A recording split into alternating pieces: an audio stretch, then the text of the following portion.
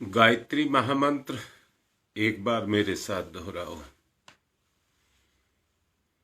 ओम भूर्भुवः स्वः तत्सवितुर्वरेण्यं भर्गो देवस्य धीमहि धियो यो नः प्रचोदयात्। बात चल रही थी कल ज्ञान योग की।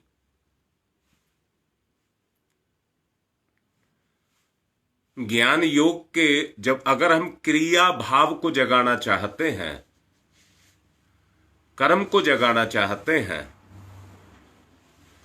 तो उसको जगाने के लिए पहले हमें ज्ञान को जगाना पड़ेगा। अगर ज्ञान योग हमारा जगता है तो उसको जगने का जो नापने का पैमाना है वो है वैराग्य। ज्ञान योग की परिणति वैराग्य के अंदर होनी चाहिए, और वैराग्य माने विरक्ति। वैराग्य का अर्थ है विरक्ति, और विरक्ति का मतलब है बंधनों का टूटना। अब आप ये समझिए, ज्ञान हो गया तो बंधन टूट गया? नहीं, बंधन टूटेगा कर्म से। केवल ज्ञान के हो जाने से कर्म बंधन नहीं टूटता। कर्म बंधन को तोड़ने के लिए आपको कर्म की भावना को अपने अंदर से जागृत करना पड़ेगा। दूसरी बात कह रहा हूं, आलसी व्यक्ति कर्म नहीं कर सकता। ज्ञान होने का मतलब ही है कि अपने अंदर सक्रियता को लाया जाए। अपने अंदर सक्रिय यानी कि क्रियाशीलता को पैदा किया जाए।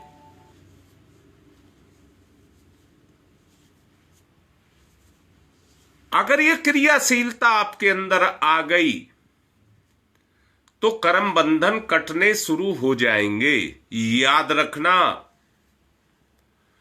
आध्यात्मिक जितनी भी साधनाएं हैं उनका और कोई उद्देश्य नहीं है, केवल एक ही उद्देश्य है, अपने कर्म बंधनों से अपने आप को मुक्त करना।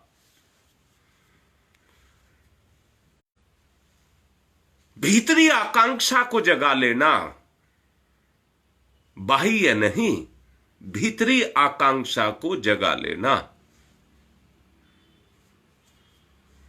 उसके बाद मैंने आपको बताया था ध्यान योग।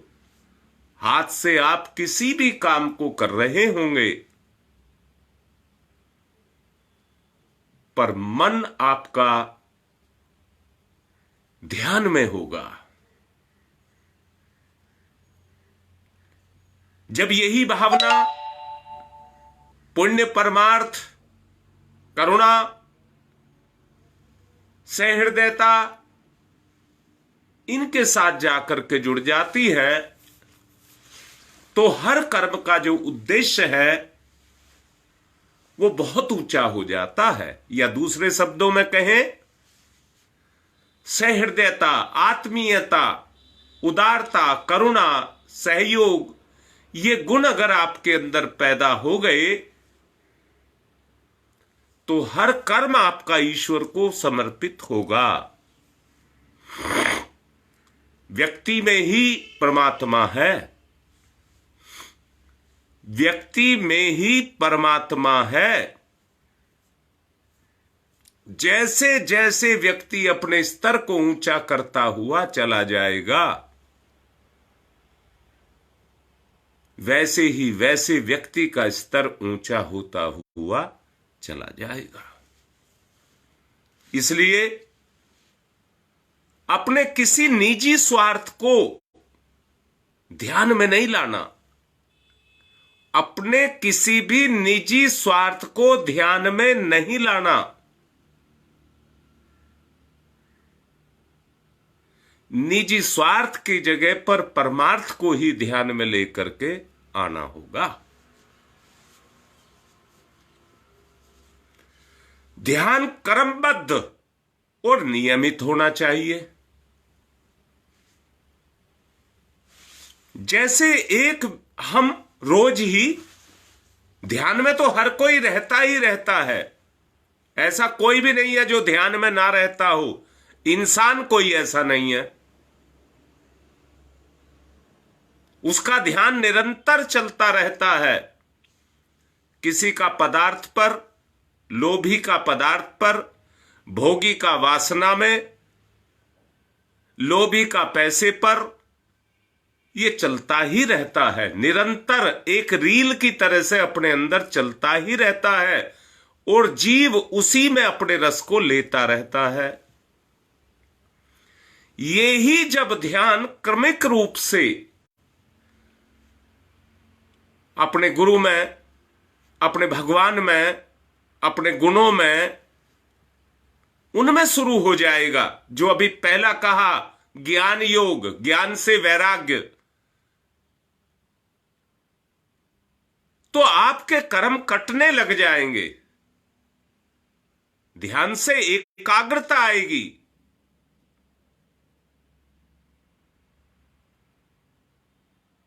और एकाग्रता आएगी तो विस्मृति नहीं आएगी, एक बिंदु पर ध्यान केंद्रित हो जाएगा।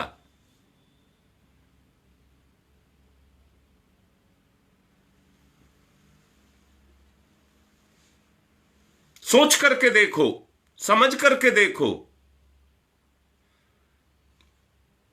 और अपने आप को ऊंचा उठाने की बात को करो।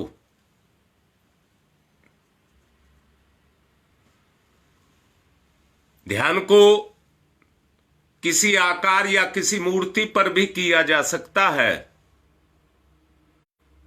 परंतु मैं तो ये कहूंगा, मुझे तो अच्छा ये लगेगा, मेरा गुरु मुझसे क्या चाहता है, इसका ध्यान किया जाए। मेरा गुरु मुझसे क्या चाहता है, इसका ध्यान किया जाए।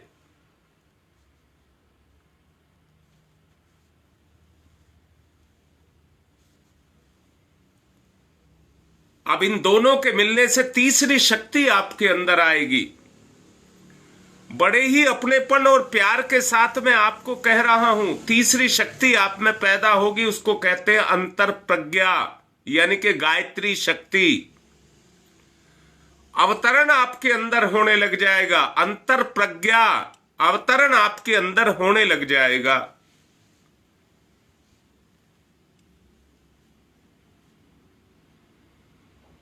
ज्ञान का साधन तब तक अधूरा होता है जब तक अंतर विवेक ना जगे। जब तक अंतर विवेक ना जगे। और एक बात कह रहा हूं, जैसे जैसे अंतर विवेक जगेगा, वैसे ही वैसे आपके अंदर प्रेम की भावना, प्रेम की सरिता, कई ये भगीरथ की भूमिका आपकी हो जाएगी।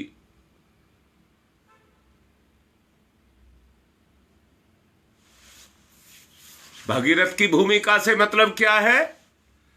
जिस तरह से धरती पर भगीरथ एक गंगा को उतार करके लाए, आपकी जिंदगी में भी गंगा अवतरण हो जाएगा।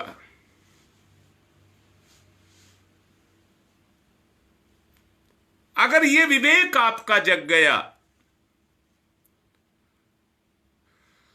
तो आप निश्चित रूप से जान लेना, आपको आत्म साक्षात्कार हो जाएगा। और याद रखना, जो सत्य है, नित्य है, वही आत्म साक्षात्कार है।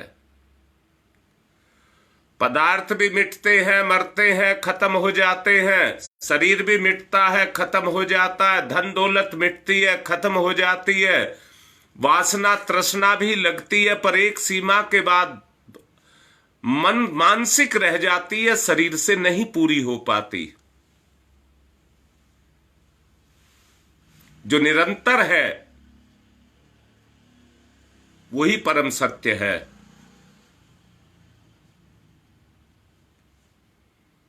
कर्म मार्ग, ज्ञान मार्ग के साधन की सफलता के लिए यह आवश्यक है कि प्रत्येक अवस्था में उसके अनुकूल कर्म को किया जाए। दैनिक जीवन में देखिए, मैं बार बार पिछली बार भी कह चुका हूं, मैं नहीं चाहता, क्योंकि मुझे समझ है आप करेंगे नहीं वैसा, पर मैं एक बात चाहता हूं, दैनिक जीवन में जो व्यवहारिक आप जीवन जी रहे हैं उसमें जीते जीते आप इन साधनाओं को करना शुरू करें। कर्मयोग का जो वास्तविक स्वरूप है वो आपके जीवन में, आचरण में, जीवन में मत कहिए, आचरण में प्रत्यक्ष रूप से दिखाई दे।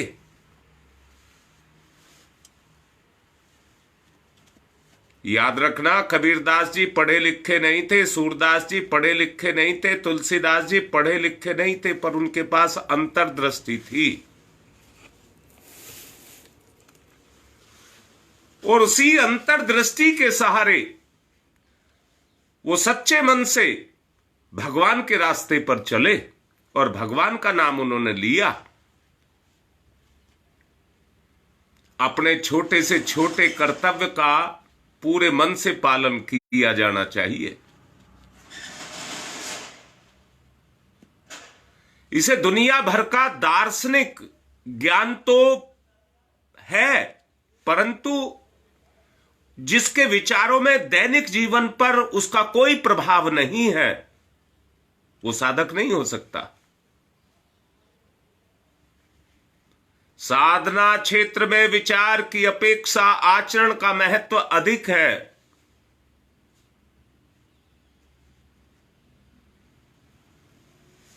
मन के लड्डू तो सब खाते रहते हैं।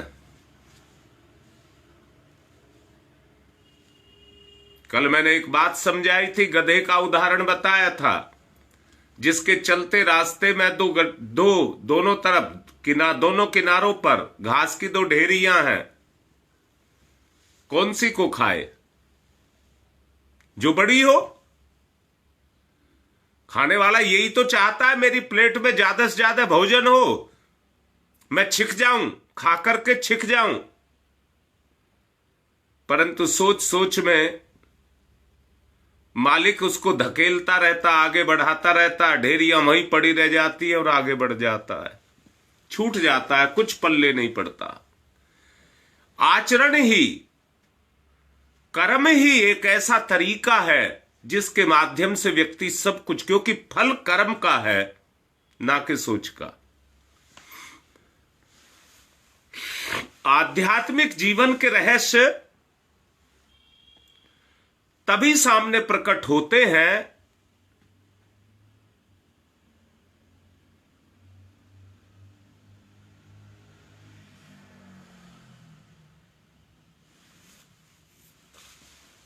सरोज बिटिया बोल रही है उसके फोन में पिक्चर नहीं आ रही है।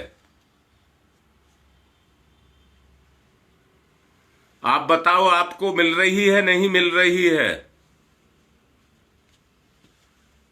मैं आपसे यही प्रार्थना कर रहा हूं कि वो सच्चाई आपके जीवन में आए। यहीं से एक रास्ता खुलता है।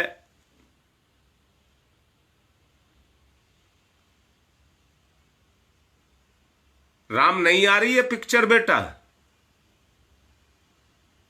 आ रही है।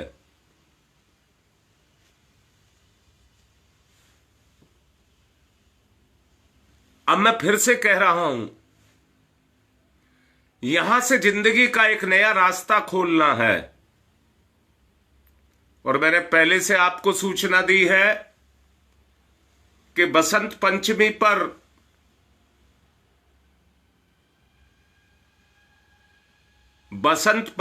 पर प्रचंड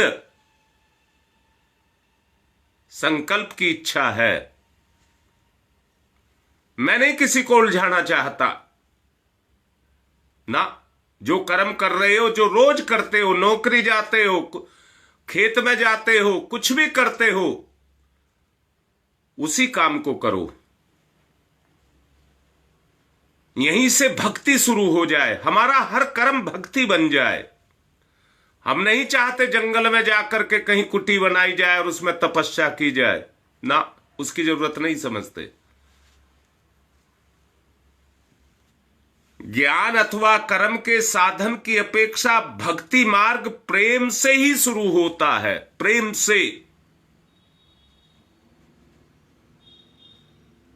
और याद रखना, दिखावा ना हो, प्रेम ही हो। जरा अंदर से सोच करके देखना, प्रेम कभी अधूरा नहीं होता है, पूर्ण होता है। प्रेम कभी अधूरा नहीं होता है, पूर्ण होता है।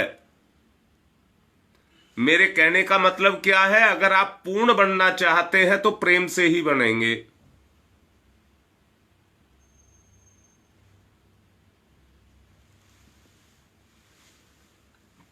और प्रेम तब तक नहीं पैदा होगा जब तक स्वार्थ रहेगा। आप प्रेम तो करेंगे, मच्छर प्रेम तो करता है परंतु स्वार्थवश करता है। खटमल, जू, जोक, ये सब प्यार करते हैं। पैसे लोभी व्यक्ति अपने मां बाप से बड़ा प्यार करता है जब उनको पैसा, उसकी इच्छा पूरी होती है। वो इच्छा पूरी होने के कारण प्रेम करता है, और इच्छा पूरी ना करें तो फिर तो क्रोध करता है। अर्थात हमारा प्रेम सच्चा प्रेम हो, निष्प्रह, उसके अंदर किसी भी तरह का कोई कलंक ना हो।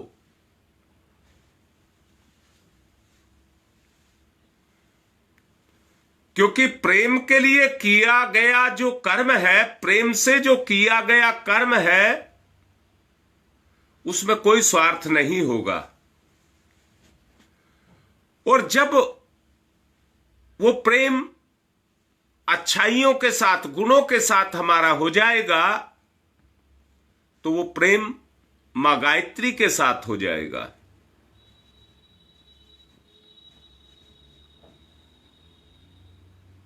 आज समाज में स्वार्थी स्वार्थ पैदा हो गए हैं। सच्चा प्यार करने वाला मिलता नहीं।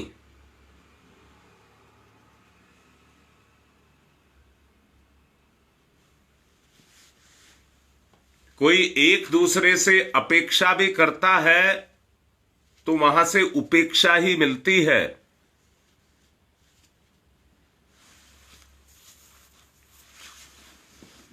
कोई सहायक बनकर के खड़ा नहीं होता, स्वार्थ तक रह जाते हैं।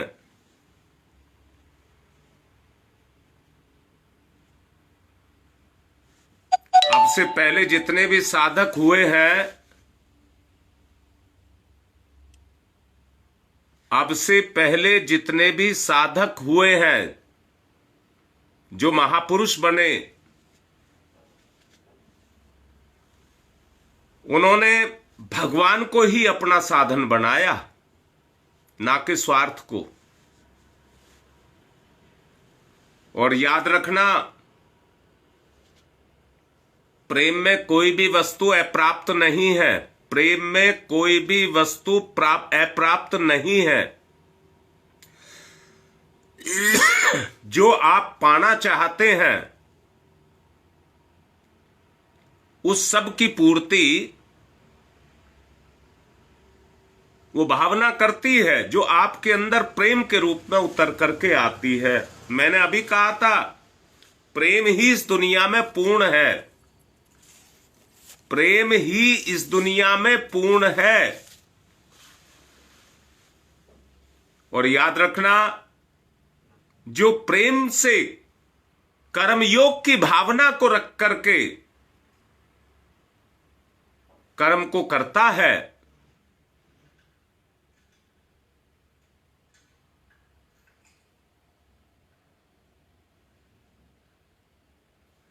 बेटा रिकनेक्ट करने पर तो ये अब का बंद होगा, फिर नई सिरे से शुरू होगा। पिक्चर क्यों नहीं आ रही? मुझे तो सबके नाम आते दिख रहे हैं, जैसा रोज दिखता है।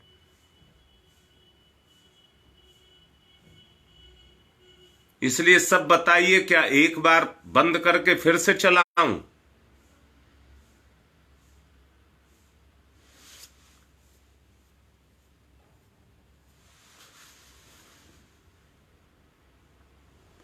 मैंने अभी कहा प्रेम से बढ़कर कोई साधन नहीं है, प्रेम से ऊंचा कोई नियम नहीं है, प्रेम से परे कोई अप्राप्त वस्तु नहीं है।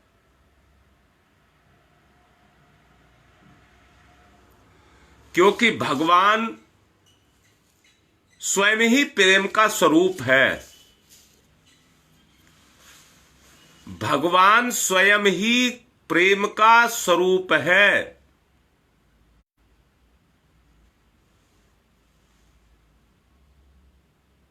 और याद रखना, जैसे ही आपका प्रेम जगेगा, आपका स्वरूप भगवत स्वरूप हो जाएगा।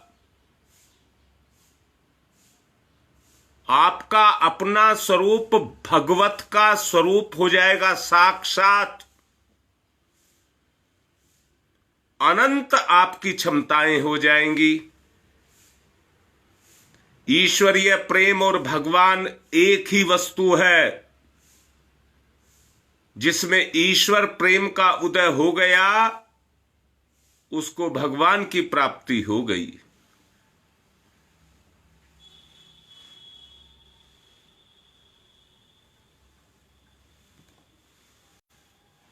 मैं ये चाहता हूं, 15 दिन से भी ज्यादा समय पहले मैंने इस विचार को शुरू किया है। आपका व्रत संकल्प बन जाए। इन दिनों में आपका व्रत संकल्प बन जाए और प्रेम को साधन और साध्य दोनों का अंग बना लिया जाए।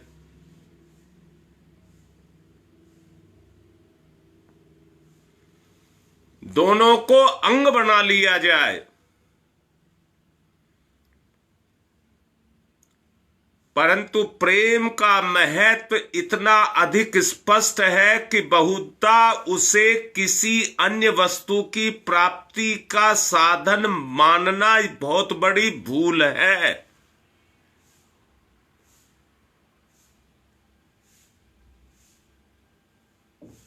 बहुत बड़ी भूल है। प्रेम के मार्ग में ही भगवान है और कहीं नहीं है।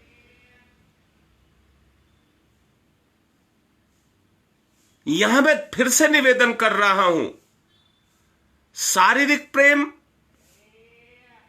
वस्तु का प्रेम,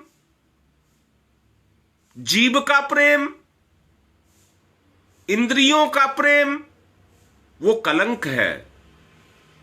ये उनको प्रेम के सही स्वरूप को कलंकित कर देते हैं।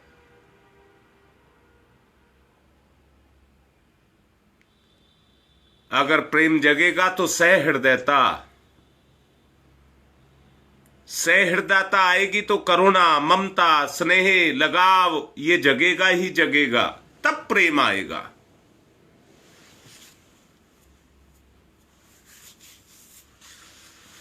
भोग विलास की इच्छा पूरी कर लेना, किन्हीं कामनाओं की पूर्ति कर लेना प्रेम नहीं है।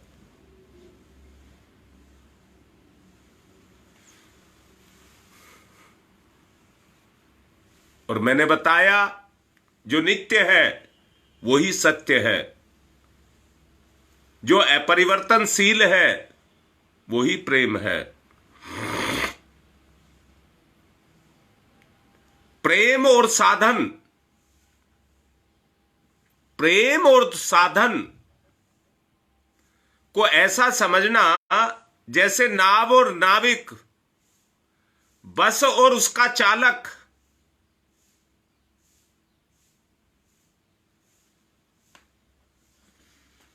जब दोनों के बीच में वो प्रेम होगा तो साधन और साधक दोनों एक हो जाएंगे।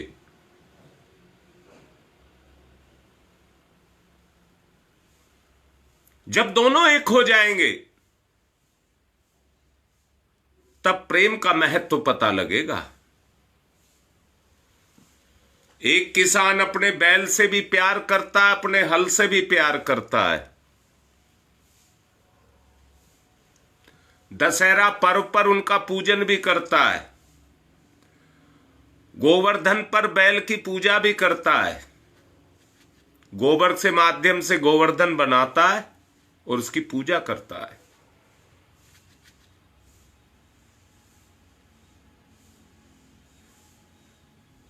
जिससे वो काम लेता है उससे प्यार करता है। और याद रखना, जहां साधक और साधन दोनों एक हो गए,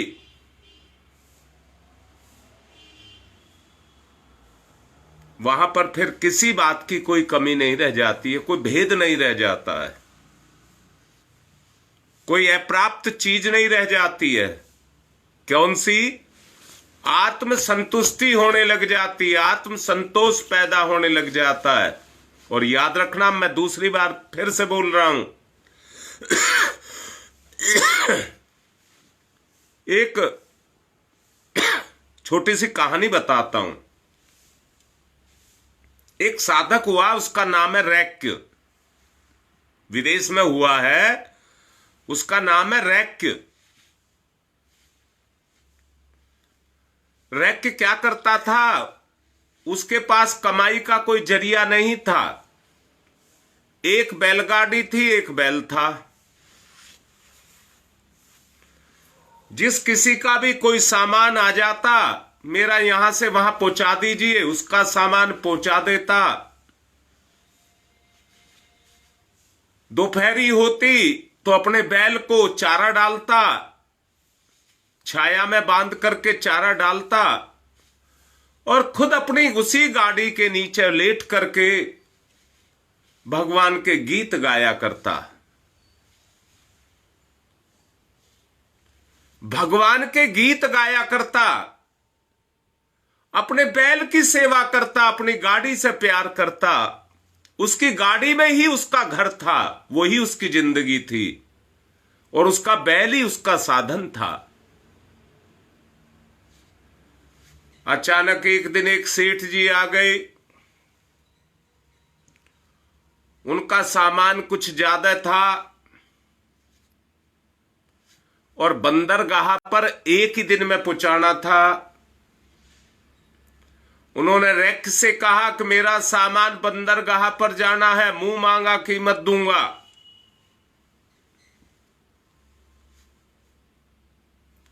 रैक ने कहा कि मैं तो 3 चक्कर लगा सकता हूं।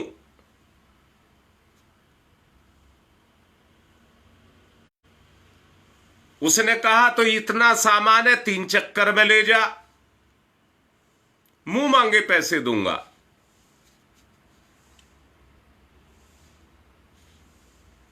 उसने तय कर लिया 4 चक्कर का सामान 3 चक्कर में लेकर के जाना था। रैक्य का लोभ जग गया।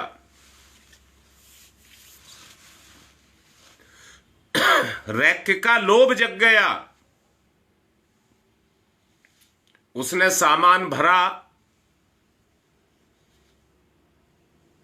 जो बैल के क्षमता से ज्यादा था, क्योंकि 4 गाड़ी का माल 3 में लेकर के जाना था। अब शाम तक पूरा माल पहुंचाना था तो जल्दी भी जाना था। बैल के ऊपर बोझा बढ़ गया और स्पीड भी तेज चाहता था। बैल से बहुत प्यार करता था, परंतु प्रलोभन आ जाने के कारण, बैल के कंधे पर ज्यादा वजन होने के कारण वो उतनी तेज नहीं चला जितना वो चाहता था। अब तो रैक्य को क्रोध आया बैल पर। जिस बैल को वो भगवान की तरह मानता था, उस बैल को उसने गाली देना शुरू कर दिया।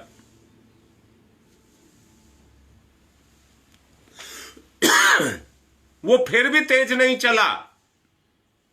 उसने कहा ऐसे नहीं मानेगा। एक डंडा तोड़ करके लाया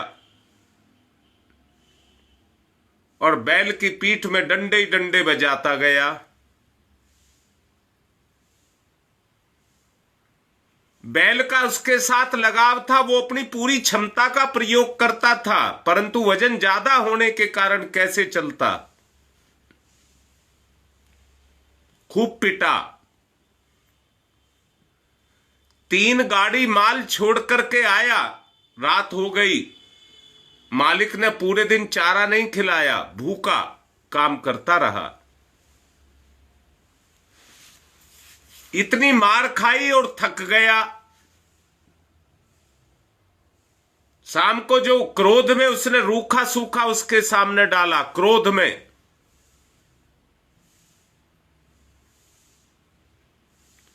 क्योंकि रैक्य का प्रलोभन अपने लिए जग गया, धन के प्रति जग गया।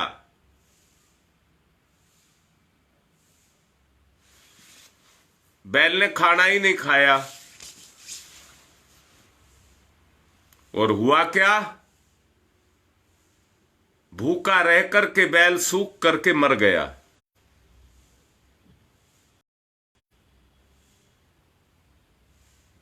अब रैक्य क्या करे? थोड़े से प्रलोभन में अपने साथी, जो प्रेम से उसका साथ दे रहा था, जिसमें वो भौतिक संसार को भूले हुए बैठा था, जिसके माध्यम से उसका आत्मिक लगाव जगा हुआ था, परंतु थोड़े से प्रलोभन से अपने बैल को खो बैठा।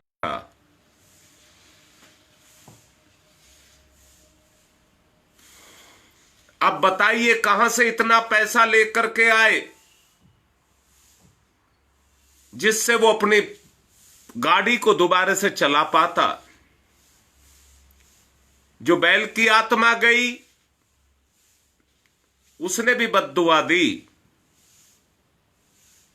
रैक्य का पतन शुरू हो गया। आगे की बात को खुद समझ सकते हैं। जब उस अवस्था में रैक्य आया तो वहीं से वो गलत काम करने की तरफ प्रेरित होने लगा। अब काश जिस रास्ते पर वो चल रहा था, उस रास्ते को अगर वो ना छोड़ता तो आत्म संतोष का, सेवा भाव का, जिनके माल भी लेकर के जाता था, सेवा भाव के द्वारा लेकर के जाता था और उसी से अपनी दिनचर्या, अपना गुजारा करता था।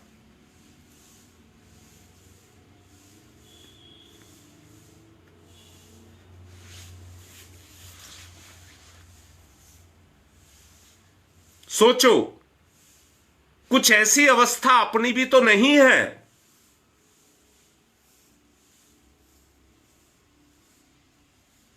मैं फिर से कह रहा हूं,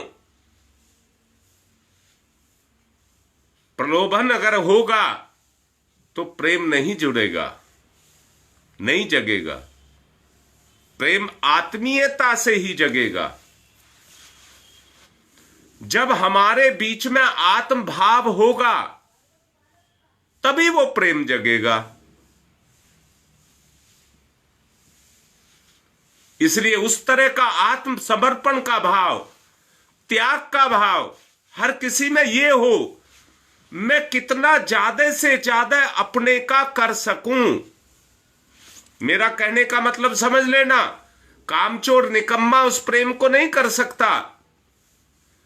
मैं कितना ज्यादा से ज्यादा कर सकूं, ये अपना उत्सर्ग है, ये अपना उत्सर्ग है। मैं कितना ज्यादा से ज्यादा कर सकूं,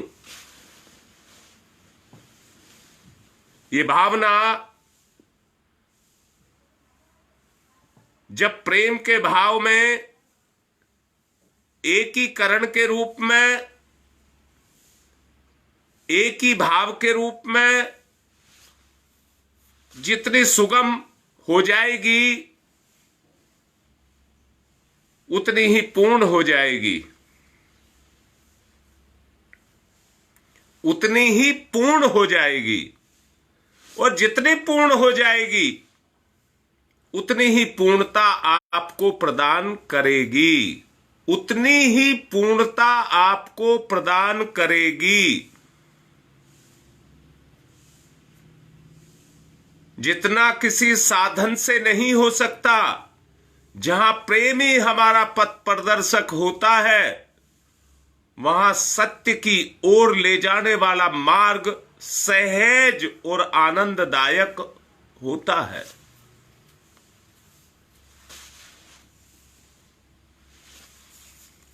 साधारणतया साधना में प्रयत्न रहता ही है, आप सब करते ही हैं, परंतु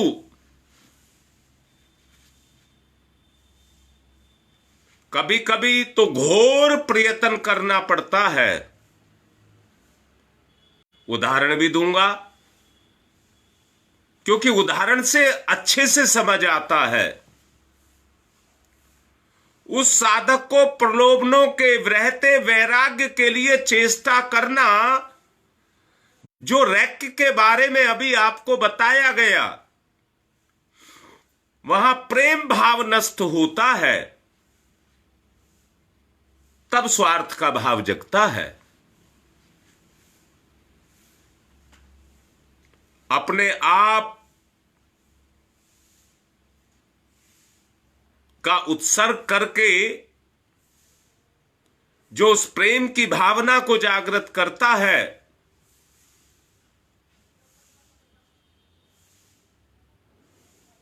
वो अपनी सच्ची ईश्वर भक्ति के स्वरूप को अपने अंदर से जागृत करता है। ज्ञान की सबसे ऊंची अवस्था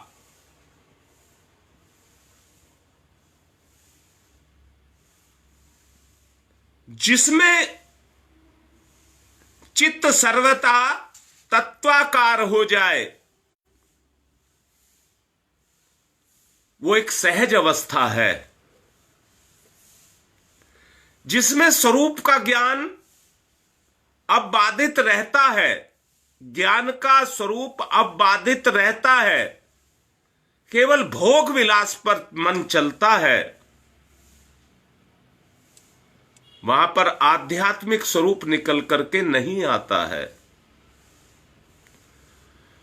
आध्यात्मिक साधना में विलक्षण बात यह है कि साधक का सारा प्रयत्न सहज सिद्ध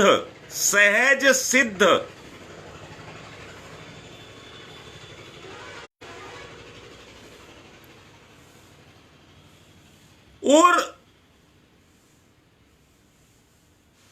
उस अवस्था तक पहुंचाता है जिसमें जाकर के उसका हर प्रयत्न ज्ञान स्वरूप और परिणाम स्वरूप होता हुआ चला जाता है। साधक का सारे अप्रयत्न अंत में ये जान पाता है कि समस्त साधनाओं को एकमात्र लक्ष्य अपने स्वरूप का ही ज्ञान करना है।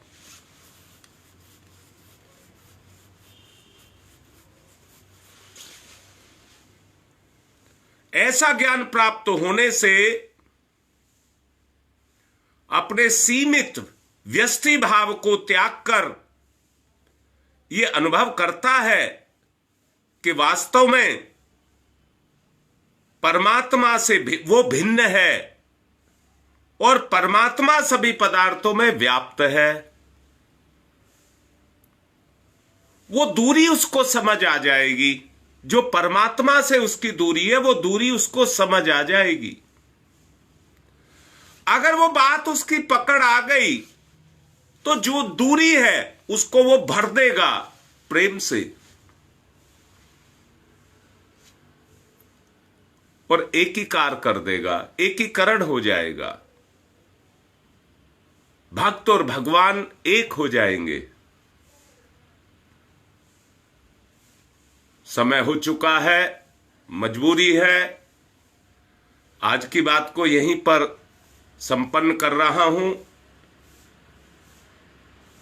इसी बात को अभी आगे बढ़ाऊंगा।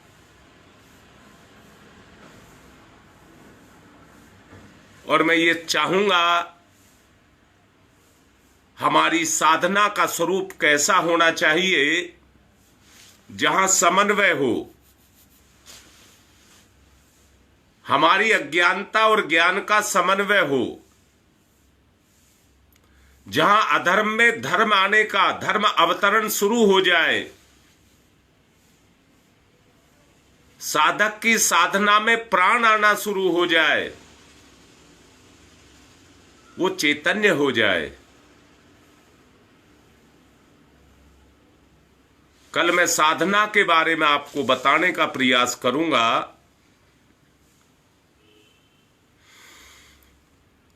जो अभी तक हम कर रहे हैं उसका व्यवहारिक पक्ष कैसा होना चाहिए, उसमें जो कमियां हैं उनको दूर किया जाना चाहिए।